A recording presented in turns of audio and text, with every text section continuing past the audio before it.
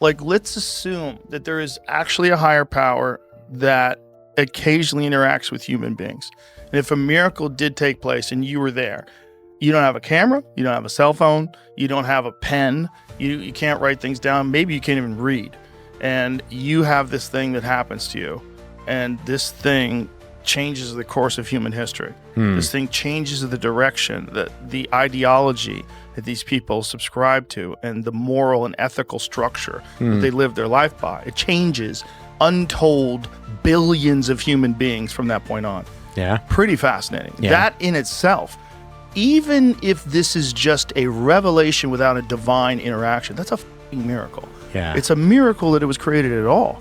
Like the whole idea that Christianity, when you're saying that the book of, was it the book of Isaiah? Yeah.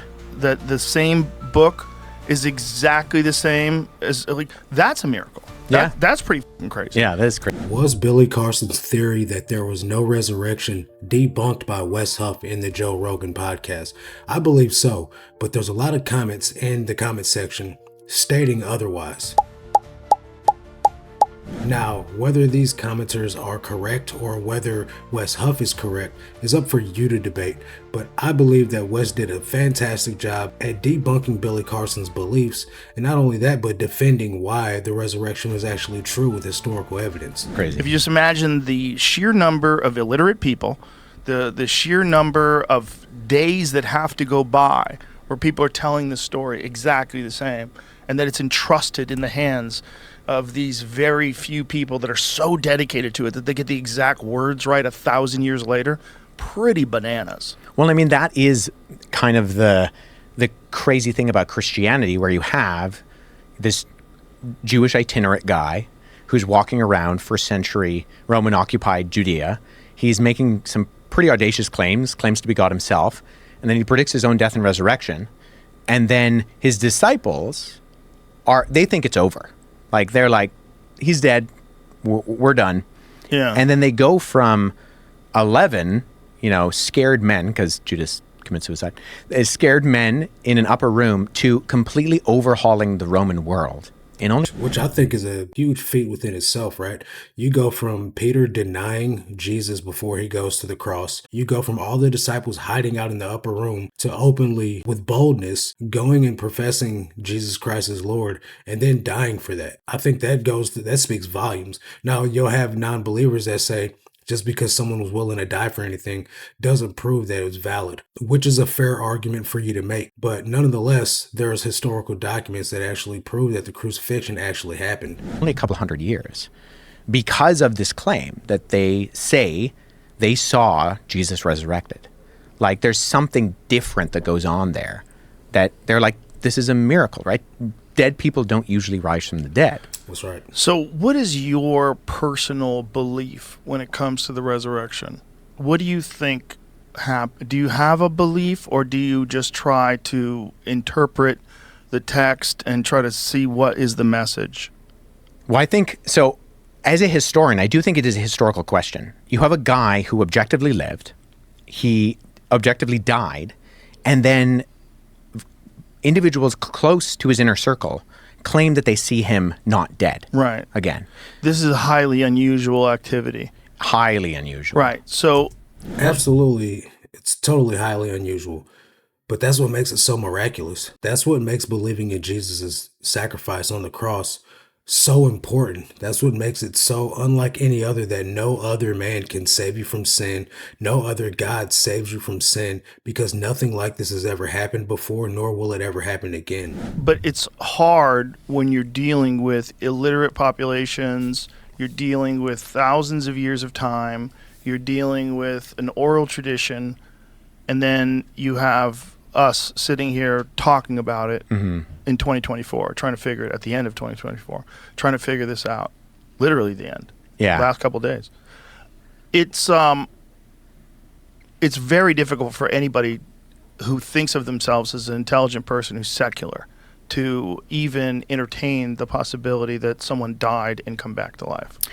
And I get that. Before Wes gets into that, this is a matter of people trying to be rational, trying to be logical, trying to fit a supernatural event into a man's understanding, right?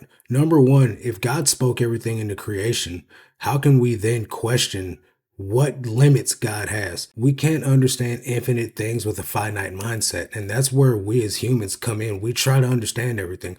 We need to understand. We need this to be clear cut, understandable, concise. It has to make sense before we can believe in anything. And I understand that with some things, but when it comes to supernatural things, we'll never be able to understand it all. We don't know the depths of the seas. We don't know the depths of space. We can't grasp that with our finite minds. We'll never be able to understand religion with a finite mindset either. Now let's listen to what Wes has to say about that. But we've already talked about the fact that we don't think that the only thing that exists is matter and motion. We as in you and I, right? Like, we believe that there's something else going on in this world that's a little bit crazy. There's something else. And that to, I think, exclude that, I think excludes something that you're kind of putting blinders on. For. And you do have, I mean, you're right in terms of all of these ancient conventions and the ways that things were spread around. But the Gospels are written in the lifetime of the eyewitnesses. And they're written in this period of time where you have groups of individuals who could have fact-checked those things. So how do you fact-check someone coming back from the dead? Well, if Joe's question was, how do you fact check someone coming back from the dead? Now, I mentioned this in my last video that I did, where we as Christians that are so diehard about the faith being preserved and accurate as we move along through time, like the Jesus I believe in, I want my relatives down the line to believe the exact same way. So therefore, the documents have to be preserved accurately, but with the utmost respect and care of it as well. Because if it isn't, there's too much room for false narratives to get added to it, or there's too much room for important things to be stripped away to water down the gospel. How many people saw his body, right? Well, Paul says that 400 people saw him all at once. 400 people saw the crucifixion? No, saw the resurrected Jesus. Yeah, 1 Corinthians 15, Paul says that Jesus appeared to the disciples, and then he appeared to 400 people all at once. I mean, if we read the Gospel of Luke and the Gospel of Luke and Acts, so same author wrote these both documents, he says that Jesus was walking around teaching them for 40 days. Imagine how many more people, not just the 400, not just the disciples, but imagine how many others were able to witness Jesus walking around on the earth after it's nationwide known that he's supposed to be dead, right? Imagine the testimonies that come from that. And not only that, imagine how many people can validate that this story is legit back in this time span when all these documents are being written, and the historical perception of it all has to be preserved over time, over centuries. There's so many people that in that time span could have said, hey, this isn't real, this isn't true, this part of it needs to come out, this isn't legit. But there's so many people that are witness to this that can count and back it up, saying, hey, this is great, this is what has actually happened. Let's push this on to the next generation because this is what everyone needs to believe. After he was resurrected from the dead.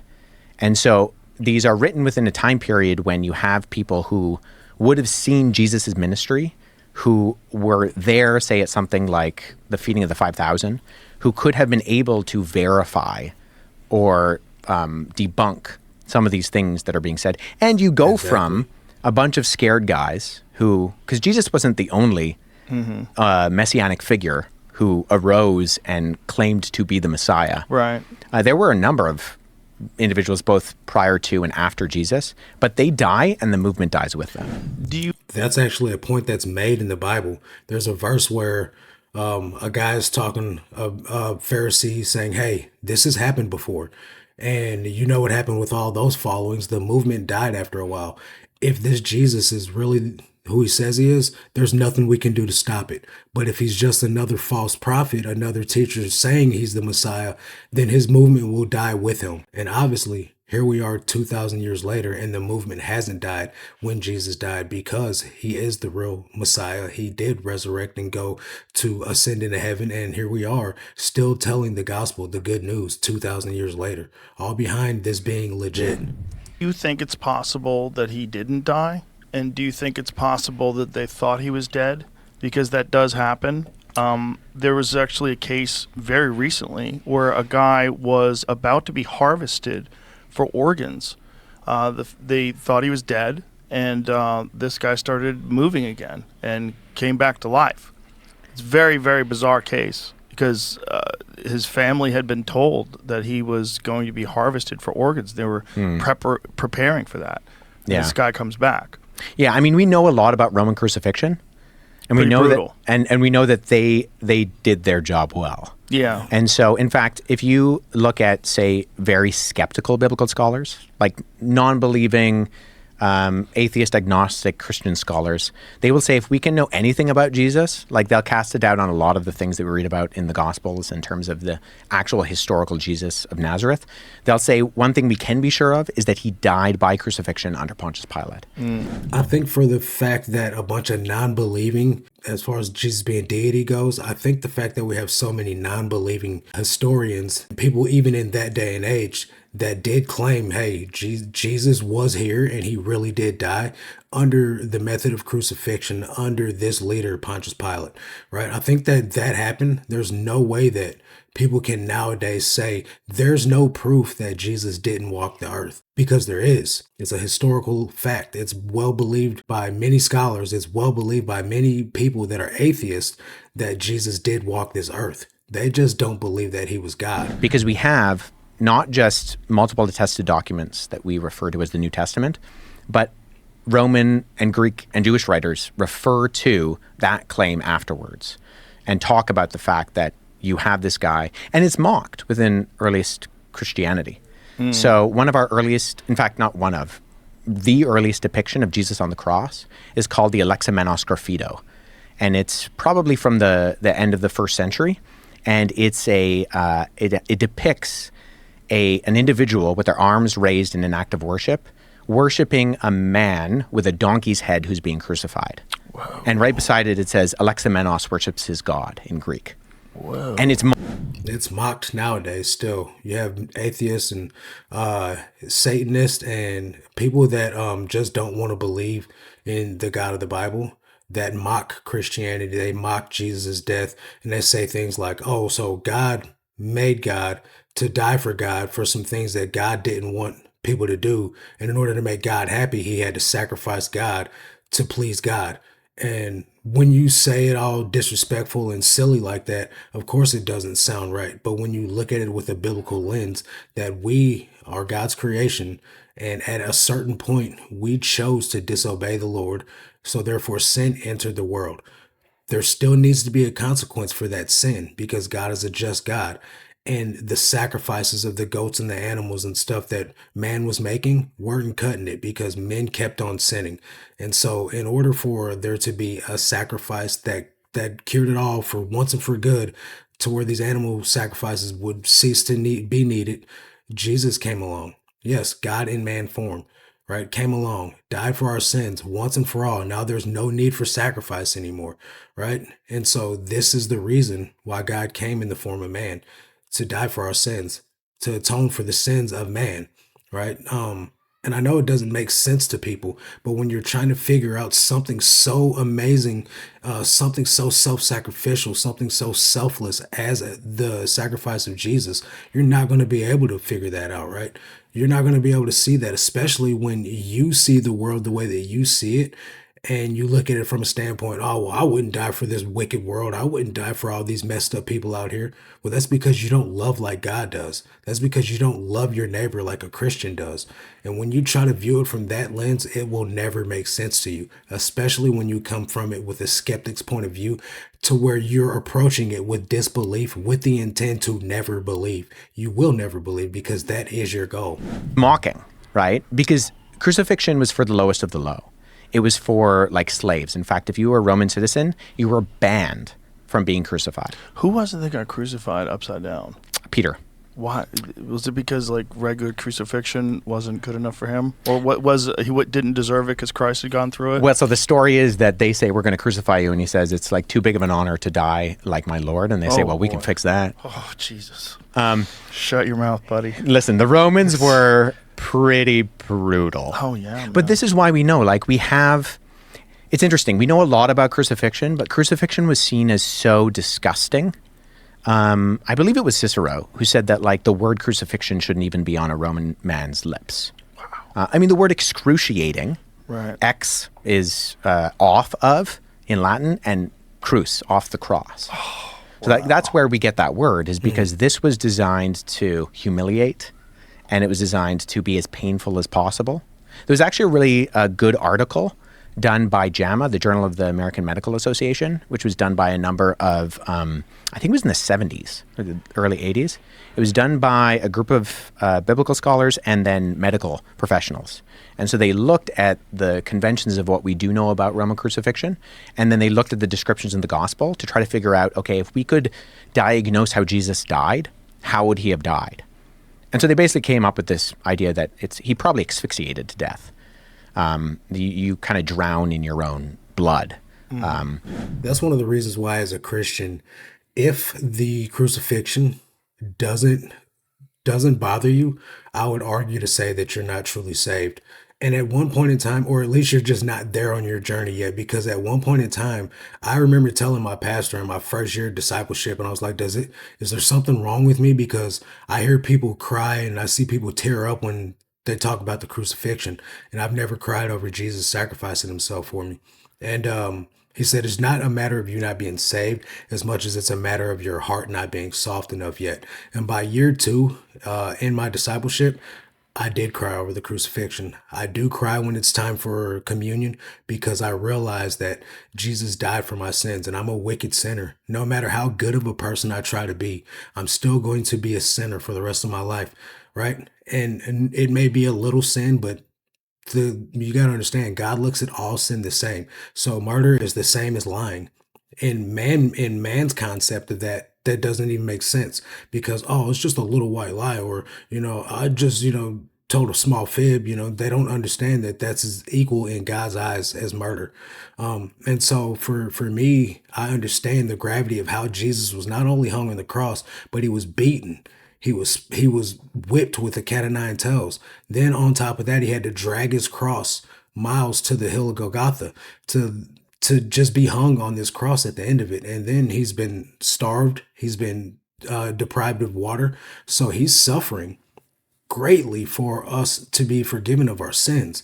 And if you don't understand the gravity of that, then I just think that you have too hard of a heart.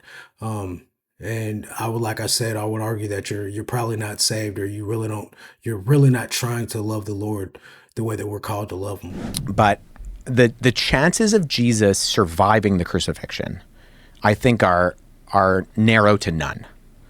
And the chance of him appearing 3 days later completely fine. I mean, if the first thing you do, if you survive a crucifixion and then you go and you find your disciples, the first thing you say is not, peace be with you. It's get me to a hospital. Yeah. Right? Did they have them back then? No, not really. Also, are we entirely certain of their measurement of days? So this is an interesting question because of the differences between when the Gospel of John says Jesus died compared to the Synoptics, because John appears to be using the Roman convention of counting time, and the other Gospels, when they describe the timing, appear to be using the Jewish ones. And actually, if you correlate between the two, they match up pretty well. So the thing is, with Jews, any part of a day was considered a day. So 3 days and 3 nights becomes almost an idiom for any part of that day is the day.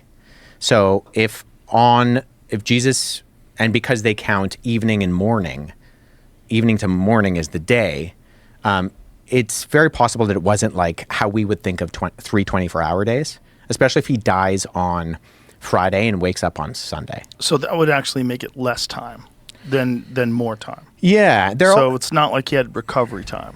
Oh, no, he didn't have recovery That's time. what I'm saying. That's what I'm kind of getting. It's not like it was 3 days. It was actually 3 months.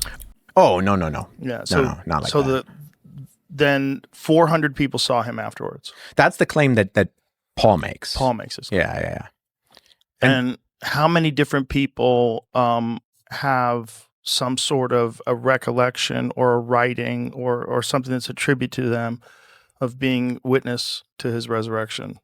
Well, you have Peter, Paul, Jude, James, and Matthew, Mark, and Luke. The thing with Matthew, Mark, and Luke is that Matthew and John are attributed to direct disciples of Jesus. Luke and Mark are not. So they are not eyewitnesses within the Jesus community. In fact, Luke prefaces his gospel by saying that. He's right up front about this. He's like, hey, I'm not an eyewitness. Don't confuse me with an eyewitness. But he actually uses conventional writing. What's the term I'm looking for? He uses writing conventions of the day that would fit within regular biography that was written within the Roman world. So you have a guy named Quintilian who is basically, I mentioned him before with the, he's teaching people how to write. And he says that if you're going to write biography, you need to be interviewing eyewitnesses and you can't be too far away from the event to be able to write these things. And Quintilian, Lucian, and Josephus, who are all these very prominent ancient biographers and writers of history, have a lot of crossover in the way they describe how you should write history with the words that Luke uses at the beginning of his gospel, where he says, I'm interviewing eyewitnesses and I'm writing up an orderly account. And so he's saying, I'm going to use these methods that are expected as good history of my day. I'm not an eyewitness, so I'm going to try to find the people who are eyewitnesses, and I'm going to try to encapsulate this within a document that communicates what is being written. Which I think that's one of the most fascinating things about the book of Luke and the book of Acts is because it came at it with a historical evidence backbone, right? The purpose of it all was to prove the authenticity of the witness of Jesus Christ, the life that he lived, the resurrection, the crucifixion and the resurrection, and then what happened afterwards with the movement starting to grow and the Christian church forming. That's what's so fascinating about it all to me, because Luke was not an original disciple, and I believe Luke was a Gentile as well, so he wasn't a Jew, and he came, and the books that he wrote have so much proof of what happened that I think that with the way that he approached it all, it's hard for anyone to deny the validity of it. And the only people that I know that are denying it are people that have the mindset that they will not, under no circumstance, ever be a follower of Jesus, ever give credence to the Bible being true, ever give any type of, iota that anything that has to do with the Christian faith is true in any form, and they never will. That's just their goal, is to always be an enemy of Christ. And, that's sad. I don't expect everyone to come to Jesus, right? There's going to always be enemies of the faith. And that's just the way it is. We have the devil working overtime, and he's always going to have some people on his team regardless. So we have an account of the resurrection. Do we have an account of the denial of the resurrection? Is there an historical record of him just dying and this, like a refutal or a rebuttal rather to what they're saying? No, the only ones from the ancient world that deny his resurrection are groups that come on afterwards that sometimes are described as Gnostics. And they're not necessarily just denying it for the reasons we might think they were. They're denying it because they have incorporated ideas of pagan philosophy, where they believe that the spiritual is good and the physical is bad. So if Jesus was crucified, let me back up. If Jesus is God, he cannot have a physical body. So they deny that he actually had a physicality to him. This is sometimes called Docetism, because dokein in Greek means to seem. So these groups that we describe as the docetics, they are denying that Jesus had a physical body. He only seemed to have a physical body. And they wrote documents later on. So the Gospel of Peter, which comes around in 2nd, 3rd, 4th centuries, is being written, and it has Jesus kind of chilling on the cross because he's not really physical, because he's divine, and physical entities don't have physical bodies. So we don't actually get like a concrete denial of his resurrection in that way until you get things like the Gospel of Barnabas in the Middle Ages, which is it's actually the document that Billy brought up to me in the conversation we had, is the evidence that Jesus was never crucified, the Gospel of Barnabas. Well, Gospel of Barnabas is 15th century. It paraphrases Dante's Inferno. It's not an ancient document. So, but in the ancient world, nobody really had that big of a problem with these kind of supernatural claims. The more of the kind of skepticism was why you would worship a crucified individual to begin with. Wow. So they were less. And we see a lot of this with people that come from Billy Carson's camp, or at least that's when I started noticing it, because that's when my comment section started getting flooded with these types of claims that, well, you know, God is unable to die, so therefore he could have never come to earth in the form of a man to die for sins. And how can you worship a God that's dead? We see this in the Muslim Islam faith. How can you worship a God that died because God can't die? And a lot of these other different arguments that come from people that are outside the faith. I got to tell you guys, just because that's your argument doesn't make it true. Just like people say, just because that's our argument doesn't make it true. It's just the things that you guys are basing this off of are known forgeries, or coming from a lens where there's ulterior motive, where you just simply can't believe that Jesus is deity. And we also remember that the Pharisees, when Jesus resurrected, their goal was to go out and they hired centurions. They paid centurions to say, hey, you fell asleep on the job. The disciples came in and stole the corpse away, and that's why there's nobody there in the tomb. You know, we see this agenda to thwart the Christian faith being spread, and to thwart the fact that Jesus was really God from the beginning of the first day when the discovery came that he was no longer in the tomb. This agenda was pushed by Satan to deny the deity of Jesus from the jump. So it's never going to stop. It's never going to go away. But the fact is that one day every knee will bow and every tongue will confess that Jesus Christ is Lord. And the thing is, guys, is even if you're a non-believer, even if you die not believing in Jesus, you will, once you die, immediately know that Jesus is Lord. But it will be too late to accept him then. You're not going to get around it. There's no way you will ever deny that Jesus Christ is Lord once you die. So that's the sad part about it, is there's all these people that are so sure in their head, oh, you know, Jesus isn't Lord, you know, I got the faith figured out. I am my own God. I am, you know, I do have it figured out. But the sad part about it is once you die, you're going to realize you've been wrong all along. I'm surprised that he was resurrected. Or that you would worship a crucified like teacher was just seen as silly. Because it's so humiliating to be crucified. Yeah, yeah. And that like a God would let himself go through this. Right. Like what are you talking about? In fact, that just goes to show you how much Jesus loved us. The ancient world didn't really have a problem with supernatural events. There is an ancient writer who mocks Christianity, and he particularly mocks Christianity in saying that, of course, Jesus did miracles, because Jesus had a childhood in Egypt. And he goes, all of those Egyptians are magicians anyways. So he just learned the magic when he was a child.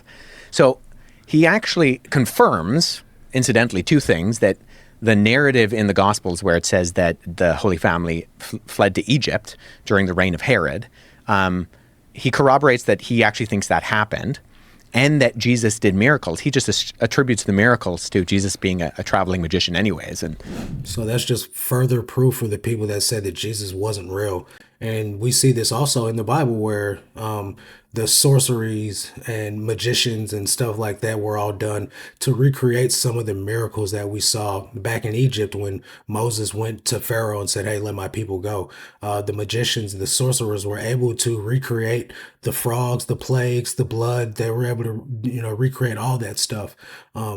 And so therefore, a lot of people don't put a lot of credence into the fact that Jesus was a miracle worker, right? But we don't see anybody bringing anybody back from the dead. We don't see anybody healing people of their limbs being withered or not being able to walk. We don't see anybody casting out demons. We don't see anybody healing the blind, right? So there's miracles that Jesus did that no one else does in the Bible. Except for the disciples, but they're doing it through the power of the name of Jesus. Anybody who lived in Egypt knows some magic. That is what's really fascinating, that the mindset of the people that lived back then was that whatever was going on in Egypt was so crazy that they had to be magicians. Yeah. Yeah, but everybody believed in supernatural events. Like there's no such thing as like a secular work in the ancient world. Even Plutarch, who's one of the most famous biographers in the ancient world, he wrote 90 biographies, of which 60 still survive today. He was a priest of Apollo.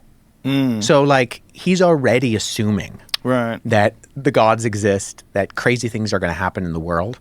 And so they didn't have a problem with people doing miracles or crazy things happening. Well, that's also why it's so interesting trying to put your mind into the context of people that lived back then when you try to interpret what these stories were all about, because they did believe in things that weren't real. So when they talk about this thing that we're supposed to believe is real, when you have all this evidence that they believe things that aren't true, it's interesting, right? Because like you're now saying, yeah, but this one really was true, right? Well, there's so many different things that they thought of and believed that weren't true. Yeah. So this historiographically is, so when we do history, it's an inference to the best explanation.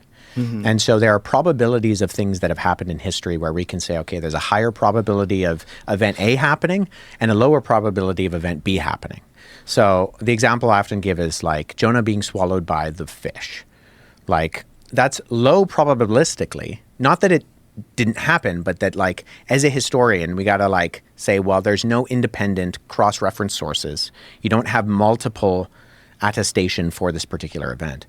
The interesting thing about Jesus is that we have more evidence from different writings in the ancient world than we probably should have for someone of his stature.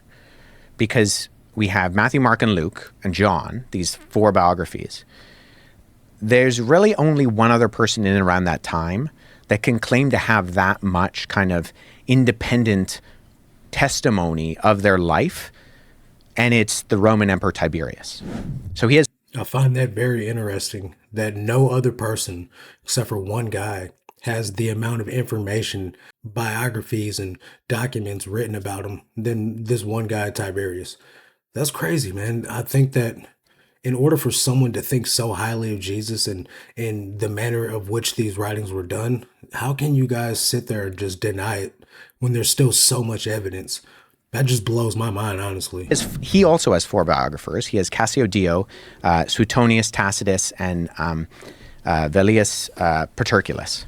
Those names are wild. The Roman emperor, who's the most famous, most powerful person at the time, has a similar amount of historiographical evidence biographically for his, the events of his lifetime that Jesus does. What is the interpretation of Jesus from non-Jesus followers at the time? Like what did they think he was or who he was? He was a crucified traveling rabbi.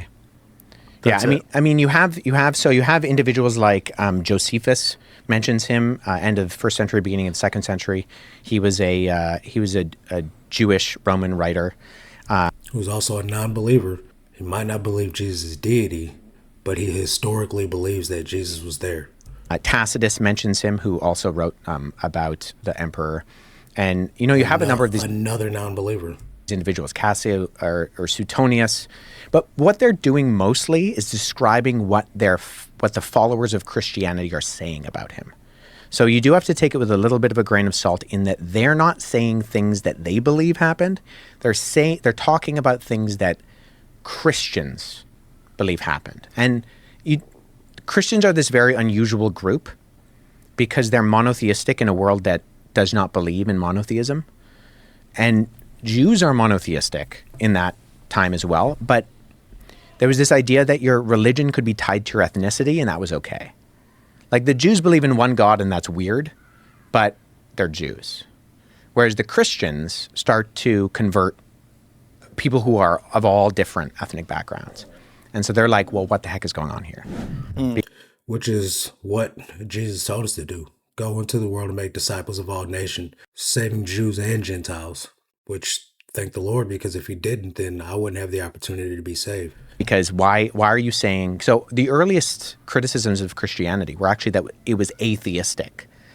Being the negative participle, and theos meaning God. Right? Because the ancient world was polytheistic. Right. But more than that, it was what's sometimes referred to as henotheism, in that it's not that they believe in many gods, it's that they believe in many gods, and your gods could be my gods, right? Jupiter could be Zeus, just the same god by a different name. And your cities could have gods, right? Osiris and Ra can live in Egypt, and Zeus and Athena can live here, and that doesn't compromise anything. But then the Christians are coming around and they're saying, actually, no, none of those gods exist. If they exist, then they're demons, but they don't actually exist. And this is what I get a lot of people giving me pushback in my comment section, because I talk about how Billy believes in all these ancient gods from Egypt, and there's crossover between the Greek version in mythology and then the Egyptian version of these gods as well. And I'm saying simply they're demons. So it doesn't matter what region of the world you're from, you're worshiping the same demon. People give me a lot of pushback on that because they're like, how do you know your God's the one true God when these gods are all being served and worshipped by these people? And the fact is, guys, there's only one God. It's the God of Abraham, Isaac, and Jacob. Everything else is a demon. So when people are worshiping these gods and sacrificing these things to these gods, these idols, these are false deities, right? There's nothing there. But if it were to be something there, it would be a demon behind it. And that's why you see child sacrifice and things that are super demonic and not okay, like orgies and, weird sexual things going on in these days in reverence for these gods, when the one true God doesn't require any of that. And would actually, that's all sin, and it's an abomination to God. This was a big point of persecution within early Christianity. It still is. Is that a lot of physical events were tied to supernatural events. So there's an ancient historian who has this line where he says, if the Nile River is too high in Egypt or the Tiber River is too low in Rome, the cry will ring out, the Christians to the lions. Because if you have, a famine in Athens and they're going, okay, what's the reason for the famine? Well, Athena's mad because there's a bunch of people running around saying she doesn't exist. Okay, well, let's deal with them. Let's the lions. Yeah, let's get rid of them, and that'll solve our issue. Wow. So Christians were this very oddball group. Kind of crazy that it wound up taking over the area. Well, that's part of, I think, the argument of, well, how do you explain that?